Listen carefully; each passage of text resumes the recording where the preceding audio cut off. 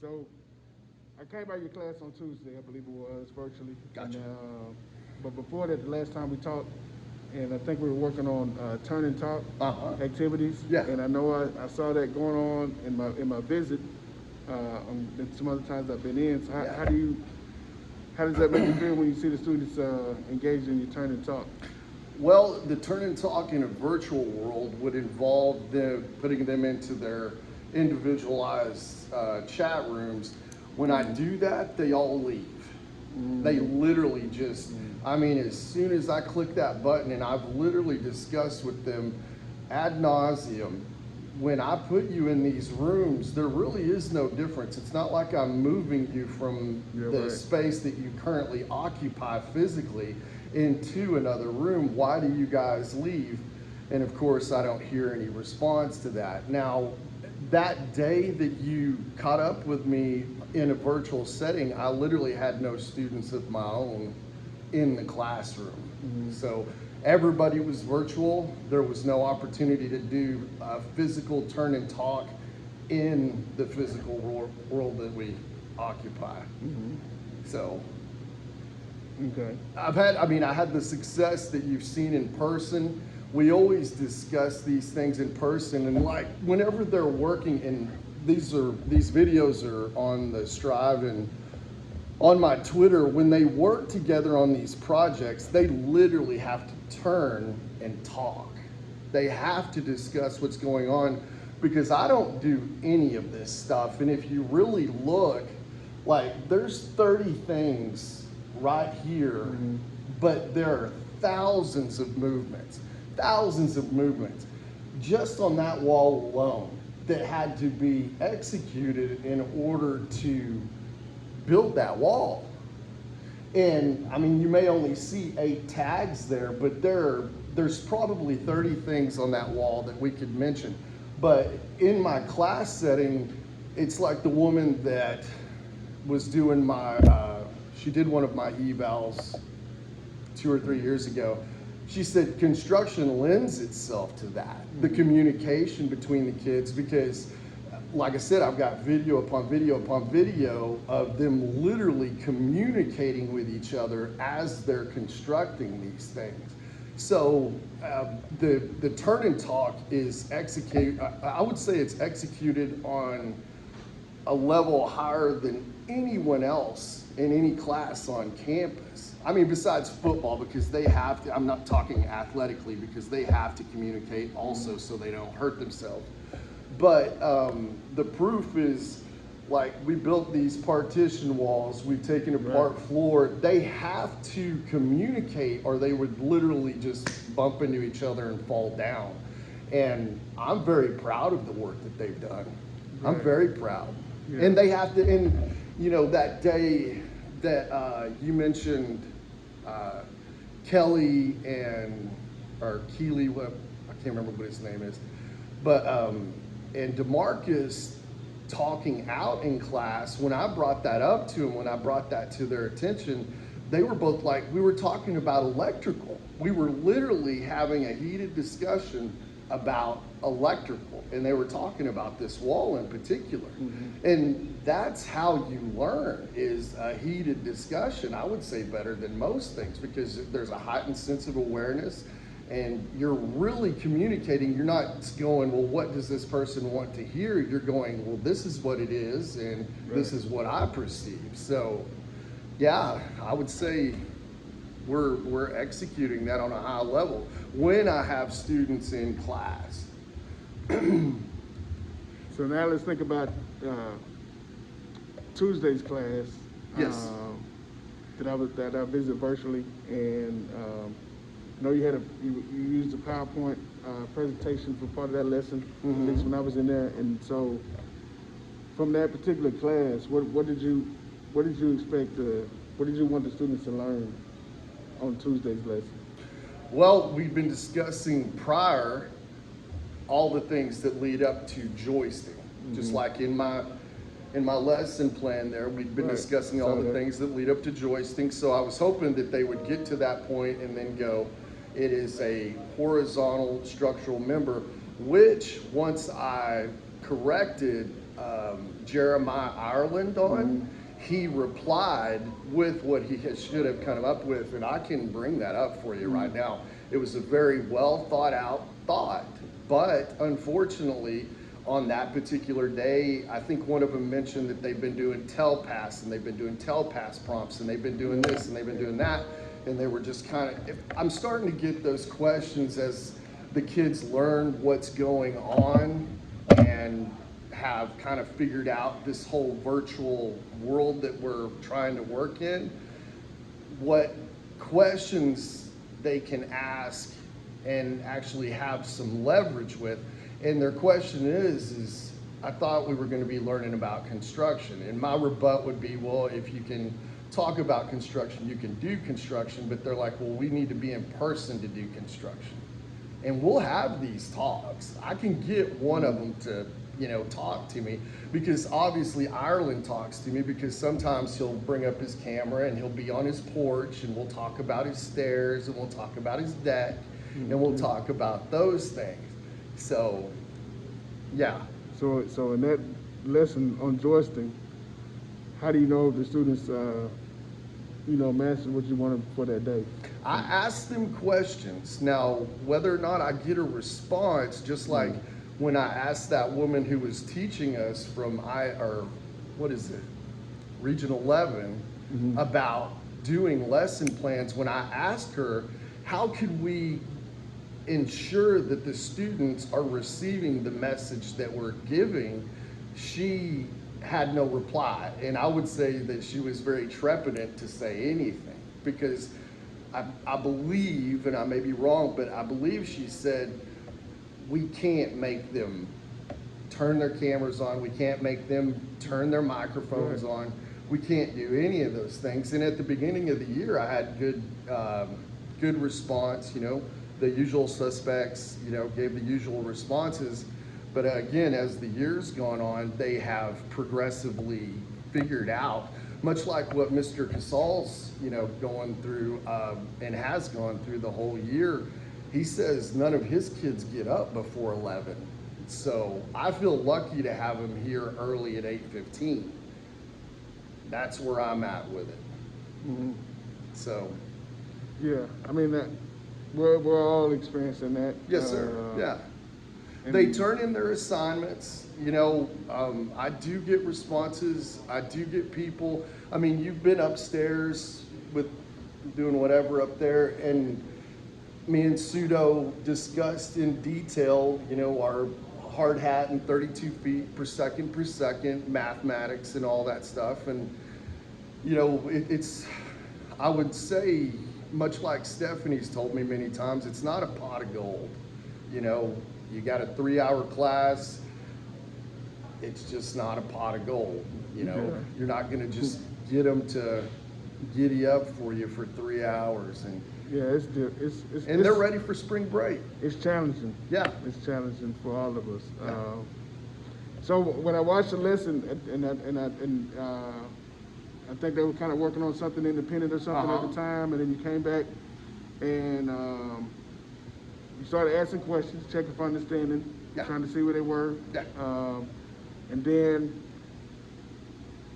you felt like they needed to go back and redo it. Redo it, right. Redo it. And so you kind of did you had your visuals going, and you went back and kind of did a mini reteach, right? Right. From whatever you saw them responding in the Google Classroom, they were not where they needed to be. Right. So you didn't leave them there and say, we'll come back tomorrow. You addressed it then. Yeah.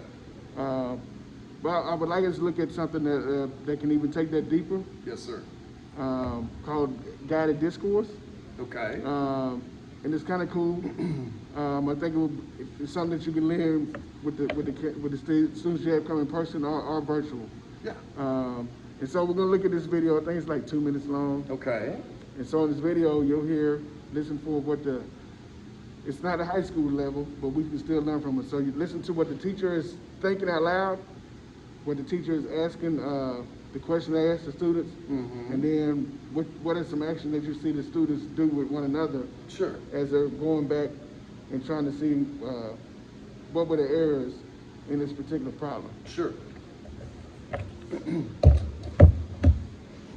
Sorry for all the dust. It means something's going on in here. Evaluation, because Ms. Rodriguez 9, we saw 2 common answers for flag 1.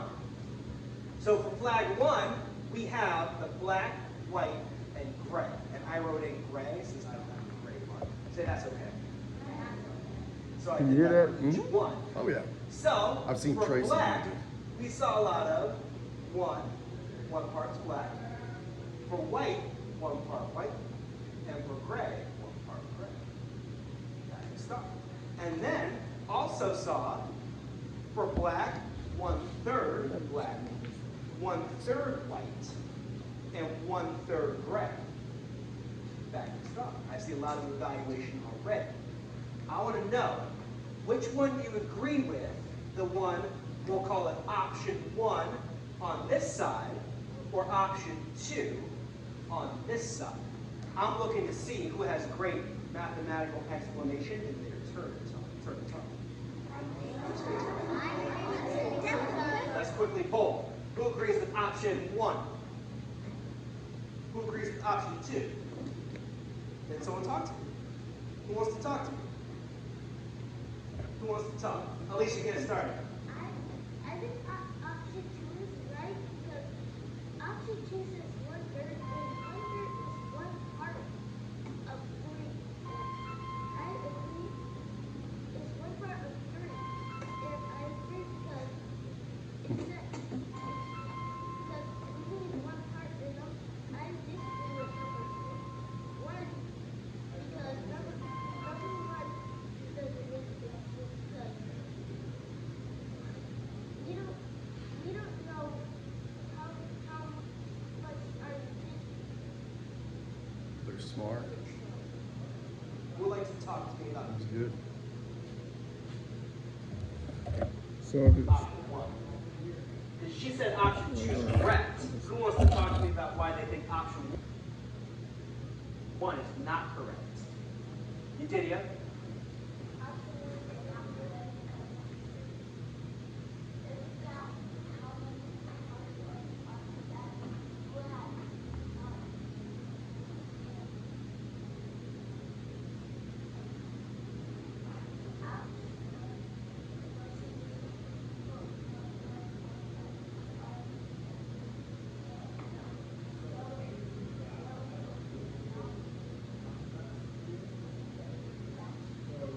Good teamwork. Good teamwork.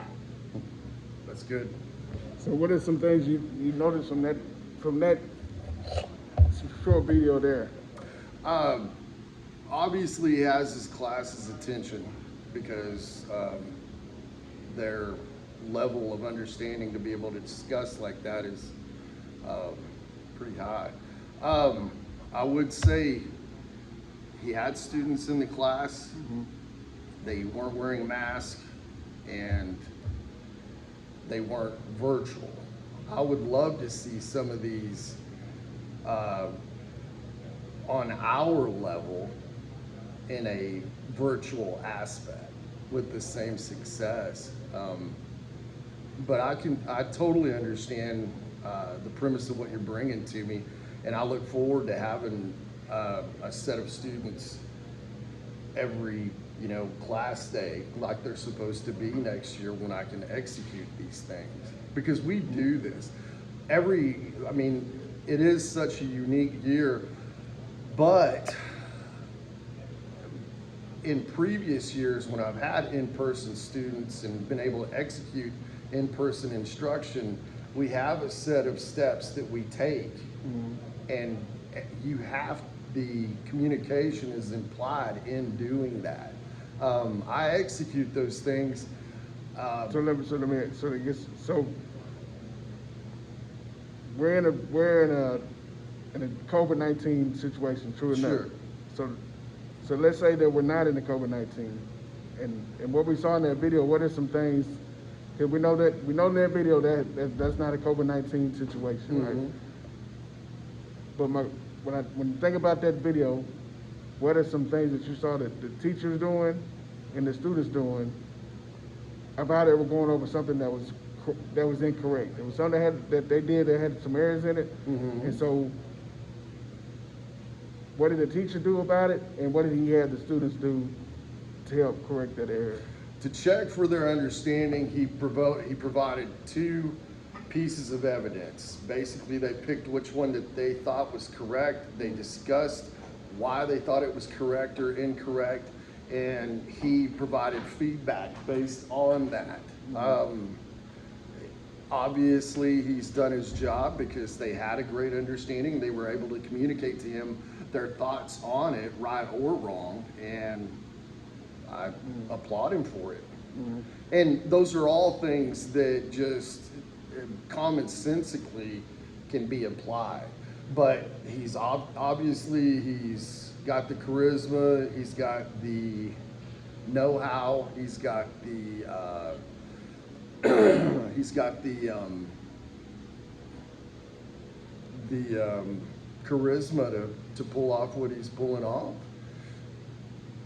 So what would you say, what kind of impact, because he did ask questions, he was thinking out loud, he did have the students collaborate one another, then they had to explain what they thought was how to correct the error. Yeah. What kind of impact do you think that would have on those students the next time they move forward and saw that we're asked to do that similar type of problem?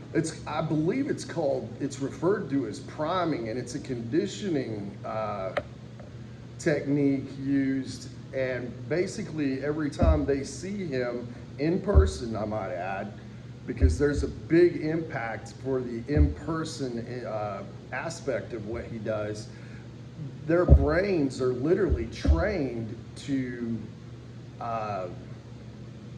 become higher or more aware of what he's going to be saying based on the series of steps he takes to get them to each point.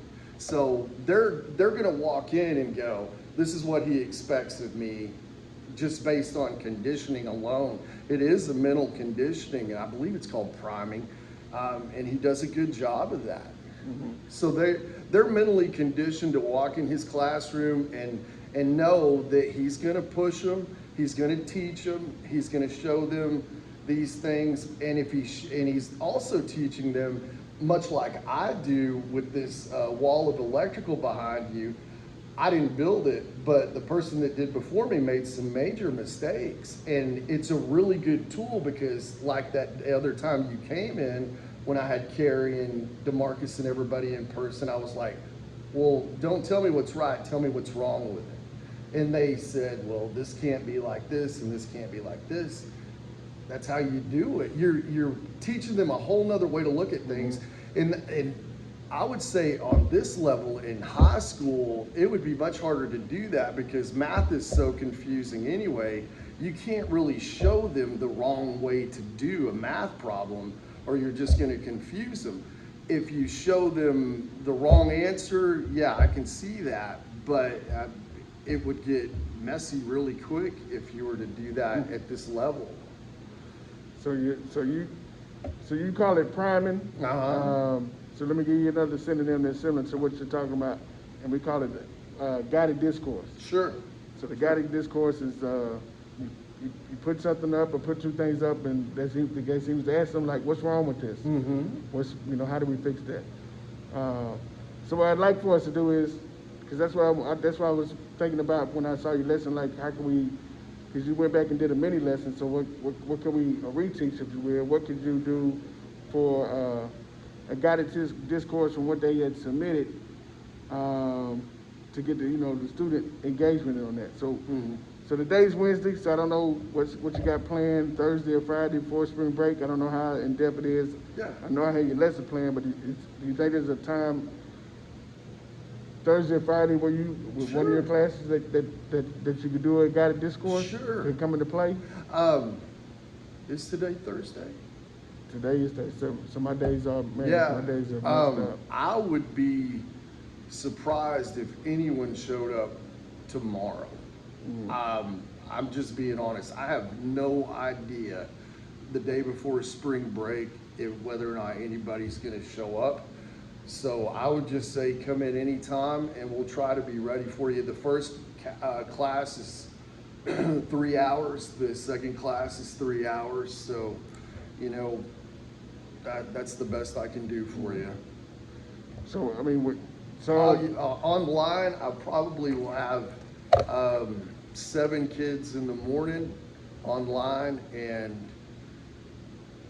but like I said, I may have, Raimundo's a sped student, but he always shows up in the morning, and I might get Lorenzo in person. so you saying the morning class or the afternoon class? Both. The afternoon is less likely than the morning. Okay, so yeah, so let's think about morning then. Okay. Since everybody's brain is usually Fried. Their neurons are fried. So when you look at your lesson plan, what is something that they had to turn in? What activity are they going to do on Friday that we could go back and look at something that's not done correctly? Well, it should be B test day. I normally give them a quiz on Friday.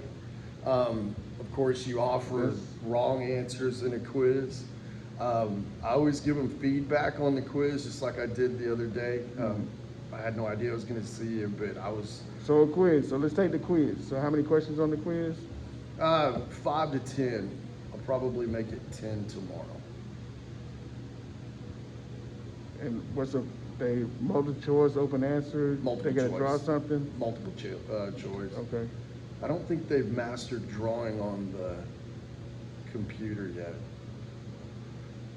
All right. So next what I like to do. So we're gonna practice Okay. what this looks like. So we're both gonna practice. So let's both take about 3 minutes. I don't even know what's on the quiz, but I'm gonna write a little script. What I would say to the students, and I want you to take time to write a script and say, what would you do to introduce them to? They're done with the quiz, so everybody's done the quiz. Mm-hmm. You saw there was 3 problems everybody missed. Yeah. Majority of the kids missed. So Right. how am I gonna handle this? What am I gonna do? Well, let me say not majority. 50% of the kids were not successful with it. So guided discourse is another option than going back and doing a full mini lesson or reteach on it. You know, we're gonna use the kids in that. So Right. so let's take about 2.5 minutes and write down what we do Okay. to lead into this guided discourse, and then we'll both practice. Okay. I'm gonna go get my pen. Okay.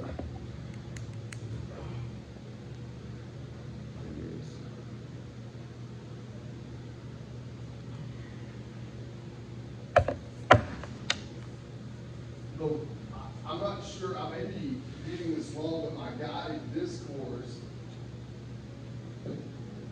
is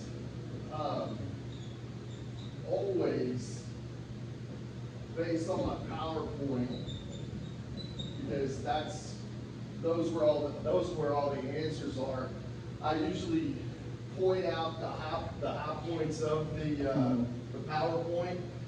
On those tests, on those quizzes that I give, I'm sorry. Just think about what you're gonna say. The quiz is over. Okay. So think about what are you gonna say to the class. Okay. Because there's one particular problem you wanna do a guided discourse with your students. Okay. So just think about what you're gonna say to the class, and I'm gonna write down what I think I would say to the class Yes, sir. to move into it, like what we saw in the video, and then we'll share out. Gotcha.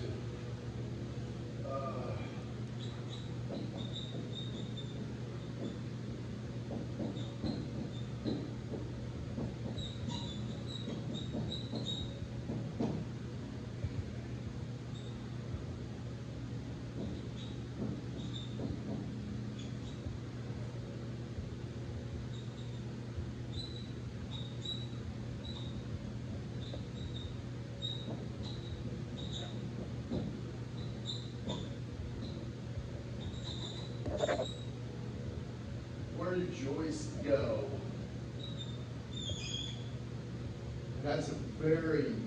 That leaves so much for them to discuss. Now, while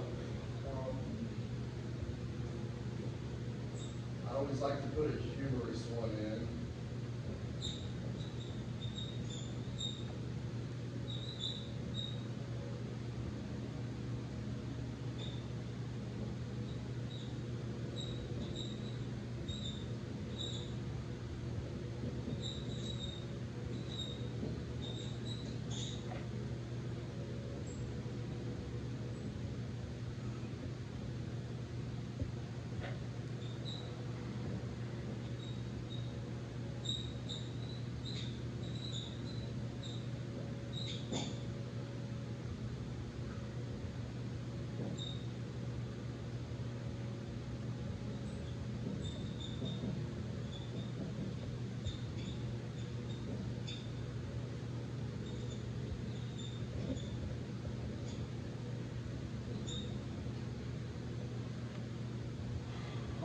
what I did was the most missed question on the quiz, just. Well, hold on. Oh, So, sorry. so for practice sake, you're gonna share just like if I was a student. So Yes. I'm a student, and the quiz is over.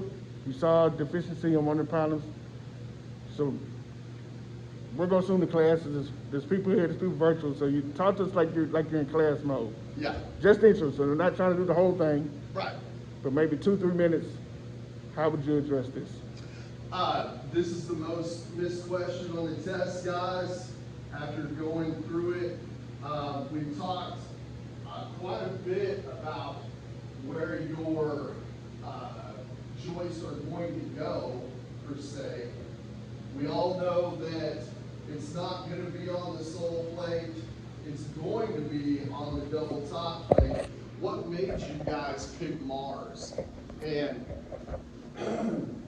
you know, just give me an explanation. Actually, I should probably make this on the header.